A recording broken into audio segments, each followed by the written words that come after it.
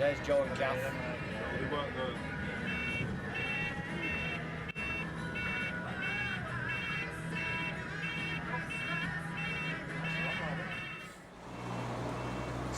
Years on me! 6 years on me! 20 years and one fuck all, 6 years on me! I live, breathe, and everything that I do is geared towards the club. I can't get away from the passion that I feel for the name of Manchester City.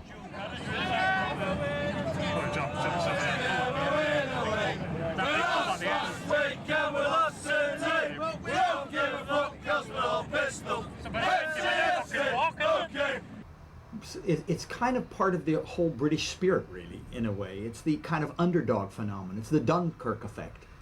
It's, we'll show them. If you ain't Man United, champions! If you ain't Man United, ain't Man United, ain't Man United, champions! There's an enemy out there. When you're in the Premier League, the enemy was Manchester United. Now it's just everybody's the enemy. And that does bind people together.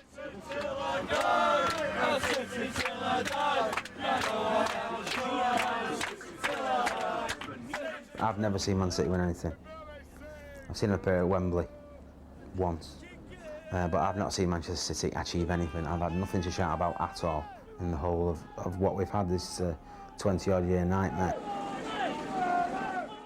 City supporters are not, I'm going to follow a winning club. You know, everybody supports Manchester United, Arsenal, Liverpool. I see it from my daughter when she goes to school. They're all, most of them United supporters. Oh no, I'm a City supporter. She makes it known. It gives you a different kind of identity. It's a kind of non-conformist identity. When you make something public and you personally identify with something, particularly something that's in trouble, to back away from it and then turn to a club that's successful for the kind of personality that would support City, that's an impossible task to do. It's a kind of being together, a real bonding that comes with losing in a way. It comes with trauma of managers and players and all the kinds of things that go on in City all the time and have gone on for as long as the 20 years I've followed it. They have to stick with it. They have to kind of prove to their detractors that in the end they will win out. I mean, they never do win out, but in the end, you know, they do. And when all of a sudden they start to do well, like they did for 2 seasons when I think they were 5th and 6th in the Premier League, right? Of course, they get rid of the manager then, don't they? I mean, you don't actually want to have consistent success, do you? They've done so many things wrong. You start to wonder whether really they don't want to win. I mean, they would just want to carry on the kind of image that they built up. Listen, if you're still getting 30,000 people when you're at the bottom of the first division, success, you're out. You're probably out anyway if you're unsuccessful. So whichever way you do it, you know, the survival rate of managers is just legion, isn't it? I mean, it's just incredible.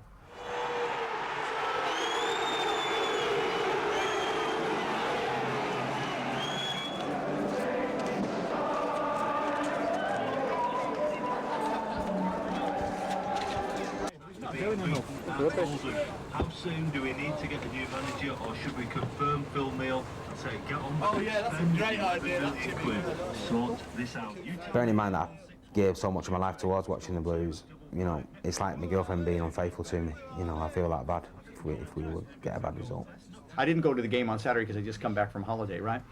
But a friend of mine here went to the game, and she said she was listening to the interview on the, I guess in the car going back. She says she heard Frank Clark say, which was a classic, she said, oh, am I glad that game's over.